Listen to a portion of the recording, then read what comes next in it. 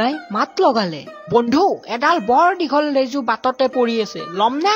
কণাই উত্তৰ দিলে, লৈ লোৱা বন্ধু, সিও এসময়ত উপকাৰ দিব পাৰে। কণাৰ কথা শুনি কুজাই কণাৰ কান্ধৰ পৰা নামি লেজু শিৰ বুলি শুহাই খাই পেলালে। চোনেই ডকাত তত নাপাই ৰাক্ষস বলিয়া হল, আৰু শেষত সি নিজৰ জিভাখনেই জুৰি ছিঙি দেদাউৰাই মৰি থাকিল। দেখে যে কচু এটাও নাই, চাৰিটা শিয়াল কেনেবাকৈ পলাই সাৰিল। লাওখোলাটোত সোমাই বাটে বাটে আজিৰ সাধু লক্ষ্মীনাথ বেজবৰুৱা দেৱৰ কণা আৰু কুজা। এখন গাঁৱত এটা কণা আৰু এটা কুজা মানুহ আছিল। দুয়োৰে বৰ মিল আছিল। এদিন কণাই কুজাক কলে, বন্ধু আমি দুয়ো বিদেশত ধন ঘটিবলৈ যাওঁ বলা, ঘৰত বহি থাকি থাকি মিছাতে কালকেইটাহে আছো হক। এই কথা শুনি কুজাই কলে, বন্ধু তুমি এনেবোৰ গছত গৰু উঠা এলুঙাৰে কাণ বিন্ধোৱা কথা কবলৈ শিকিলা, ইয়াৰ পৰা দেওহে। মই হলো কুজা, তুমি হলা কণা, মই জানিবা কোনোমতে কুজা কুজিকৈ ইফালে সিফালে যাৱে, তুমি এখোজ কাঢ়িবলৈও চকুৰে নেদেখা। কুজাৰ কথা শুনি কণাই হাঁহি কলে, বন্ধু তুমিনো ভয় খাইছা কেলৈ? তাৰ বুদ্ধি আছে, মই তোমাক কান্ধত তুলি লৈ যাম, তুমি মোক বাট দেখুৱাই যাবা, মোৰ ভৰি আৰু তোমাৰ চকু আছে, তেতিয়া চিন্তা কিহৰ? তাৰ উপৰি মোৰ বুদ্ধি নথকাও নহয়। কণাৰ কথাটো কুজাৰ মন খাই গল। কুজাই মাত লগালে, ভাল কথা বন্ধু, আহা আমি ওলাই হওক, আমাৰনো কপালত কি কি আছে তাকে এবাৰ খেপিয়াই জপিয়াই চাওচোন, ঘৰতে বহি বহি আমি সোধাতে ফেকুলি বুঢ়াহে হৈছো হওক। ইয়াৰ পিছদিনা ৰাতিপুৱা কণাৰ কান্ধত কুজা উঠিল, আৰু দুয়ো ঈশ্বৰক চিন্তি বিদেশলৈ যাত্ৰা আৰম্ভ কৰিলে। এইদৰে দুই গৈ থাকোতে বাটত পৰি থকা দীঘল ফয় কুজাৰ চকুত পৰিল। কুজাই মাত লগালে, বন্ধু এডাল বৰ দীঘল লেজু বাটতে পৰি আছে, ল'ম নে? কণাই উত্তৰ দিলে, লৈ লোৱা বন্ধু, সিও এসময়ত উপকাৰ দিব পাৰে। কণাৰ কথা শুনি কুজাই কণাৰ কান্ধৰ পৰা নামি লেজুডাল সামৰি লৈ আকৌ কণাৰ কান্ধত উঠিল। এইদৰে গৈ থাকোতে বাটৰ কাষতে এমলা চূণ পৰি থকা দেখিলে। পৰি থকা দেখি কুজাই কণাক কলত, কণাই চূণ মলায়ো লৈ থবলৈ কলত, তাকো তুলি ললে। এইদৰে সিহঁতে গৈ আছে। এনেতে পথাৰৰ মাজৰ আৰ্লিত গাৰদাই কথাৰ দুৰাকাশ এটা কুজাৰ চকুত পৰিলত কুজাই মাত লগালে, বন্ধু এটা দুৰাকাশ দেখিছো। কণাই কলে, নামি লাহেকৈ গৈ কাছটো ধৰি লৈ আহগৈ, নাই জানে সিও সময়ত উপকাৰ দিব পাৰে। কণাই এইদৰে পাচি দিল। কুজাই হাতহাৰে ভৰিতহাৰে গৈ কাছটো সৰ্পকৰে ধৰি লুটিয়াই পেলালে, আৰু পেলাই তাৰ বুকুত গাৰ এটা মাৰি দি কাছটো ধৰি লৈ আহিল। এইদৰে দুয়ো গৈ গৈ গধূলি পৰত এক মহা অৰণ্যত ওলালগৈ। সেই অৰণ্যৰ মাজতে এটা ডাঙৰ ঘৰ দেখি কুজাই কণাক কলে, বন্ধু এইখন মহা অৰণ্য, গধূলিও হৈ আহিছে, আমাৰো ভাগৰ লাগি আহিছে, তাতে কাৰোবাৰ এটা ডাঙৰ ঘৰ দেখিছো, থাকি ৰাতিটো কটাও হক আহা। কণাও বাৰ বুলি কুজাৰে সৈতে গৈ সেই ঘৰৰ দুৱাৰৰ মুখ পাই দেখিলে যে ঘৰটোৰ ভিতৰত এটা বৰ ডাঙৰ ৰাক্ষস বহি টোপনিয়াই আছে। হঠাৎ ওলাই পৰা বিপদ দেখি কুজাই সৰ্পকৰে দুৱাৰখন বাহিৰৰ পৰা মাৰি পেলাই আংধি খুন্দি খুন্দি বান্ধি পেলালে। দুৱাৰ মাৰা শব্দ শুনি ৰাক্ষসৰ টোপনি ভাঙিল, আৰু তেতিয়া সি দেখিলে মহাবিপদ। কোনো বাহিৰৰ পৰা দুৱাৰ মাৰি ঘৰৰ ভিতৰত তাক বন্দী কৰি পেলালে। সি যে এনেকৈ ঠেকত পৰিব সেই কথা আগেই ৰাক্ষসে নেভাবিছিলে। এতিয়া সেই দেখি সি নিৰুপায় হৈ ঘৰৰ ভিতৰতে দেউৰিব ধৰিলে। দেউৰ শুনি কণাই আৰু কুজাই দুয়ো উফাইডাং মাৰি বাহিৰৰ পৰা মাত লগালে, আমি তোৰ দাবীলৈ ভয় কৰা ভকত নহয়, আমি তাতকৈ ডাঙৰ বীৰ, তোৰ নিচিনাটোক আমি আমাৰ চূণৰ টেমিত ভৰাই থৈ চূণেৰে সৈতে পানত সানি খাব পাৰো বুলি জানিবি, মোক মোহাৰি মাৰিলে আমাৰ হাতত গোন্ধৰ বাহিৰে একো চিনেই নাথাকিব। ইহঁতৰ কথা শুনি ৰাক্ষসে ভিতৰৰ পৰা কলে, তই যে ইমান ডাঙৰ বীৰ তাৰ প্ৰমাণ কি? ইহঁতে উত্তৰ দিলে, তই যে ইমানকৈ ভিতৰত দমদমাই আছ, তয়ে যে বৰ বীৰ তাৰ কি প্ৰমাণ আছে?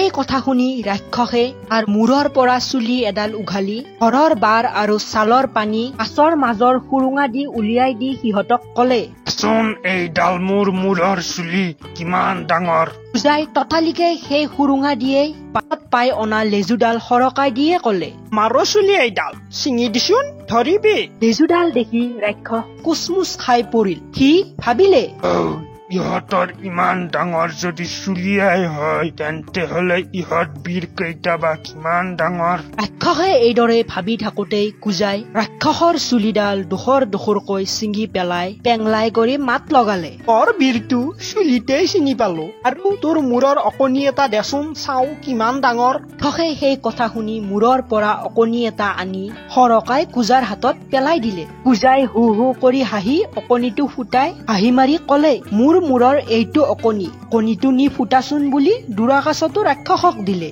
ৰাক্ষস অবাক, সি কোনোমতেই দুৰাকাছতো ফুটাব নোৱাৰিলে। তেতিয়া সি ভাবিলে, সঁচাকৈ ইহঁত মোতকৈ ডাঙৰ বীৰ। এনেতে কণাই মাত লগালে, এৰ তোৰ একল গাখীৰ আমাক দেচোন, আমি খাওঁ, আৰু আমাৰ একল গাখীৰ তই খাচোন। এই বুলি চূণৰ মলাটো ৰাক্ষসৰ হাতত গুজাই দিলে। ৰাক্ষসেও ভিতৰৰ পৰা তাৰ গাখীৰ একলহ উলিয়াই দিলে। ৰাক্ষস আগৰ দুটা কথাত লাজত পৰি আছিল। দেখি চূণমলা পায়ে সি গাখীৰ বুলি শুহাই খাই পেলালে। চূণেই ডকাত তত নাপাই ৰাক্ষস বলিয়া হল, আৰু শেষত সি নিজৰ জিভাখনে জুৰি ছিঙি দেদাউৰাই মৰি থাকিল। কণা আৰু কুজাই ৰাতি বাহিৰতেই থাকিল। পিছদিনা ৰাতিপুৱা ৰাক্ষসটো সিহঁতে মৰি পৰি থকা দেখি দুৱাৰখন মেলি ঘৰৰ ভিতৰত সোমাই গল। সোমাই দেখিলে যে তাত অনেক হীৰা মুকুতা সোণ ৰূপ আছে। সেইবোৰ টোপোলা বান্ধি লৈ সিহঁতৰ গাঁৱলৈ উভতি আহিল। ততে ঘৰৰ উচলা উচলি পালত সোণ ৰূপ হীৰা মুকুতাবোৰ ভগাই লব মন কৰিলে। কুজাই এভাগত সৰহকৈ আৰু এভাগত তাকৰকৈ দি ভগাই কণাক এগাল লবলৈ কলত কণাৰ হাত সৰহীয়া ভাগত পৰিল। কুজাই দেখি ভগোৱা বেয়া হৈছে বুলি কৈ আকৌ আগৰ দৰে ভগাই সৰহীয়া ভাগ নিজৰ ফালে আৰু তাকৰীয়া ভাগ কণাৰ ফালে থৈ কণাক লবলৈ কলত ঈশ্বৰৰ ইচ্ছাত এইবাৰো কণাৰ হাত সৰহীয়া ভাগতেই পৰিল। কুজাই ভাবিলে, কণাই চকুৰেও কেনেবাকৈ দেখে। তাকে ভাবি সি কণাৰ চকু দুটা ভালকৈ ফুটাই দিবলৈ মন কৰি তাত এমুঠি বালি ঘঁহি দিলে। কিন্তু কণাৰ চকুত চামনি পৰিহে সি নেদেখা হৈ আছিল। এতিয়া তাত বালি ঘঁহি দিলত সেই চামনি কাটি গল আৰু তাৰ্কত চকুৰে দেখা হল। সেই দেখি কণাই চকু মেলিয়ে কুজাৰ ফাঁকি বুজিব পাৰি কুজাৰ কুজত এটা থিয় গৌৰ মাৰি দিলে। কোৰ খাই কুজাৰ কুজ পোন হৈ গল। এতিয়া দুয়ো মিল হৈ সমানে ধনখিনি ভগাই লৈ ঘৰলৈ গুচি গল। আজিৰ সাধু লক্ষ্মীনাথ বেজবৰুৱাদেৱৰ বুঢ়া বুঢ়ী আৰু শিয়াল। এহাল বুঢ়া বুঢ়ী আছিল। বুঢ়া বুঢ়ী হালে সুখ দুখত জীৱন কটাই আছিল। এদিন বুঢ়াই কিছুমান কচু আনি ৰুবলৈ ধৰিছে। এনেতে কিছুমান শিয়াল আহি বুঢ়াক মাত লগালে, ককা, আপুনি কচু কেঁচাই ৰুইছে নে সিজাই ৰুইছে? বুঢ়াই উত্তৰ দিলে, বোপাহঁত, মই কচু কেঁচাই ৰুইছো। শিয়ালবোৰে বুঢ়াৰ কথা শুনি বুঢ়াক কলে, ককা, আপুনি কচু ৰুব জনা নাই। কচুবোৰ আগে সিজাই লওক আৰু য'ত ৰুব গাত একোটা দি ঢাকি থৈ যাওঁ। দেখিব ৰাতিৰ ভিতৰতে একোজোপা ডাঙৰ ডাঙৰ কচু গছ হৈ আছে। সিহঁতৰ কথা শুনি বুঢ়াই কলে, বাৰু বোপাহঁত, তহঁতৰ কথা মতেই মই কচু ৰুম। গধূলি বুঢ়াই আটাইবোৰ কচু সিজাই লৈ শিয়ালৰ সুবিধা মতেই ৰুই থলে। ৰাতি শিয়ালবোৰ আহি সিজোৱা কচুবোৰ আনন্দ কৰি খাই গুচি গল। পিছদিনা বুঢ়াই ৰাতিপুৱা কচুবাৰীত কচু চাবলৈ গৈ দেখে যে কচু এটাও নাই। তেতিয়া বুঢ়াই শিয়ালৰ ফাঁকিটো বুজিব পাৰি লাজতে তলমূৰকৈ বহিল। ইয়াৰ কিছুমান দিনৰ মূৰত বুঢ়াই এটা বুদ্ধি সাজি বুঢ়ীক কলে, ঐ বুঢ়ী, আজি তই মোৰ গাত কিছুমান লালি গুৰ ঢালি থ। গুৰৰ গোন্ধ পাই যেতিয়া জাকে জাকে মাখি আহি মোৰ গাত পৰিব, তেতিয়া তই নাই বিনাই বুঢ়া মৰিল বুলি কান্দিবি। তোৰ কান্দোন শুনি শিয়ালবোৰ ওচৰ চাপি আহি কি হৈছে বুলি সুধিলেই তই সিহঁতক বুঢ়া মৰিল বুলি কৈ মোৰ শটো ঘৰৰ ভিতৰৰ পৰা উলিয়াই লৈ গৈ খাবলৈ কবি। মোৰ ওচৰতেই টাঙন এডাল লুকাই থবি। সিহঁতে মোক উলিয়াই নিবলৈ ঘৰৰ ভিতৰত সোমালে তই লাহেকৈ দুৱাৰখন জপাই দিবি। দুৱাৰখন দিলেই মই গিৰিচ কৰি উঠি টাঙনডাল লৈ মই সিহঁতক কোবাই মাৰিম। বুঢ়াৰ কথা মতে বুঢ়ীয়ে কৰিলত। শিয়ালবোৰে আহি বুঢ়ীক সুধিলেহি। আই কিয় কান্দিছ? কি হৈছে? বুঢ়ীয়ে ক'লে, বোপাহঁত, আজি আমাৰ বুঢ়াটো শুকাই থাকিল, সেইবাবে কান্দিছো। তহঁতে পাৰ যদি বুঢ়াক বাহিৰলৈ উলিয়াই নি খাগৈ। মই আৰু চকুৰ আগত থাকিলে সহ্য কৰি থাকিব নোৱাৰিম। এই কাৰণে সোনকালতে উলিয়াই লৈ যায় তোমালোকে খোৱা বুঢ়াক। বুঢ়ীৰ কথা শুনি শিয়ালবোৰে ৰং মনেৰে বুঢ়াক নিবলৈ বুলি ঘৰৰ ভিতৰত সোমালত। বুঢ়ীয়ে দুৱাৰখন মাৰি পেলালে আৰু বুঢ়াই একেচাবে উঠি টাঙোনডাল হাতত লৈ শিয়ালবোৰক মৰিয়াই মাৰিলে।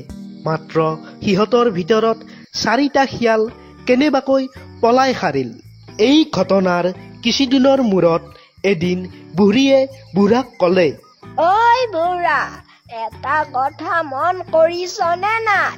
মই ভালেমান দিন শিয়ালৰ ভয়ত কলৈকো ওলোৱা নাই। জীয়ৰীজনীৰ ঘৰলৈ গৈ এবাৰ তাইক চাই আহো বুলি ভাবিছো। মনটো বেয়া লাগি আছে। বুঢ়াই বুঢ়ীক ক'লে, ঐ বুঢ়ী, তই মৰিব খুজিছ নেকি?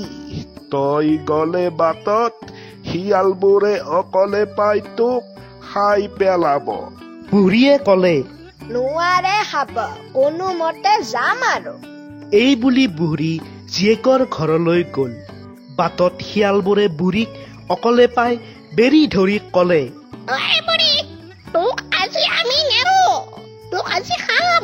বুঢ়ীয়ে উত্তৰ দিলে, খাব খুজিছ বোপাহঁত খাবি, কিন্তু আজি মই ভালেমান দিন মোৰ ছোৱালীজনীক দেখিবলৈ পোৱা নাই। মনটো কেনেবা লাগি আছে। এই বুলি মৰিবৰ আগেয়ে তাইক এবাৰ চাই লওঁ বুলি আহিছো। মই উভতি আহোতে তহঁতে মোক খাবি। শিয়ালে বুঢ়ীক ক'লে। তই যদি উভতি নাহ তেন্তে? বুঢ়ীয়ে উত্তৰ দিলে, বুঢ়াক এৰিনো মই নহাকৈ কেনেকৈ থাকিম?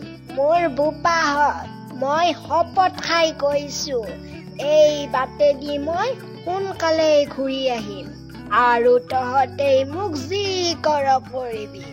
বুঢ়ীৰ কথা পতিয়াই সিহঁতে বুঢ়ীক এৰি দিলত। বুঢ়ী জীয়েকৰ ঘৰ পালেগৈ। জীয়েকৰ ঘৰত কিছুদিন খাই লৈ থাকি বুঢ়ীয়ে উভতি আহিবলৈ ধৰি জীয়েকক শিয়ালবোৰৰ সৈতে হোৱা সকলো কথা ক'লত। জীয়েকে মাকক ক'লে, আই, মোৰ ঘৰত এটা ডাঙৰ লাওৰ খোলা আছে। তুমি তাৰ ভিতৰত সোমাই বাগৰি ঘৰ পাবাগৈ। শিয়ালে তোমাক নেদেখে। বুঢ়ীয়ে জীয়েকৰ বুদ্ধিমতে লাওখোলাটোত সোমাই বাটে বাটে বাগৰি গৈ আছে। এনেতে শিয়ালবোৰে দেখি কোৱাকুই কৰিবলৈ ধৰিলে। এইটো বৰ আচৰিত কথা। লাওটো কেনেকৈ বাগৰি যাব লাগিছে? ই নিশ্চয় লাও নহয়, ইয়াৰ ভিতৰত কিবা আছে। এই বুলি সিহঁতে লঠিয়াই লাওটো ভাঙি পেলালে। লাওটো ভাঙিলত তাৰ ভিতৰৰ পৰা বুঢ়ী ওলাই পৰিল। সিহঁতে বুঢ়ীক দেখি আনন্দত খেক খেক হোৱা হোৱা কৰিবলৈ ধৰি ক'লে, ঐ বুঢ়ী, তই আমাক ফাঁকি দি পলাই যাবলৈ ধৰিছিলি। এতিয়া কি হব?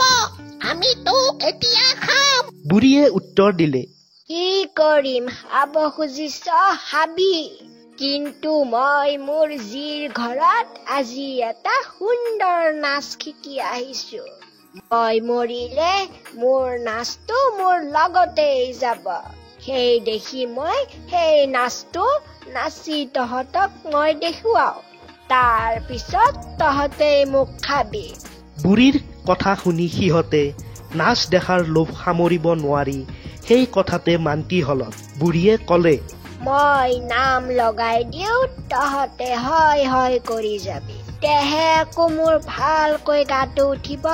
এইখিনিতে কওঁ যে বুঢ়ী লাওটোৰ ভিতৰত থাকি বাগৰি বাগৰি ঘৰ পাওঁতে ধৰা পৰিছিল। বুঢ়ীৰ দুটা কুকুৰ আছিল, এটাৰ নাম ৰঙা, আনটোৰ নাম কলা। বুঢ়ীয়ে পাক দি নাচি নাচি নাম ধৰিলে, ৰঙা ওচ, কলা ওচ। এই বুলি কওঁতেই ৰঙা আৰু কলা কুকুৰ দুটা তাতে লৰি ওলালহি। কুকুৰ দুটা দেখিয়েই শিয়ালবোৰ পিয়া পি দি পলাল আৰু আমাৰ বুঢ়ী ঘৰলৈ গুচি আহিল।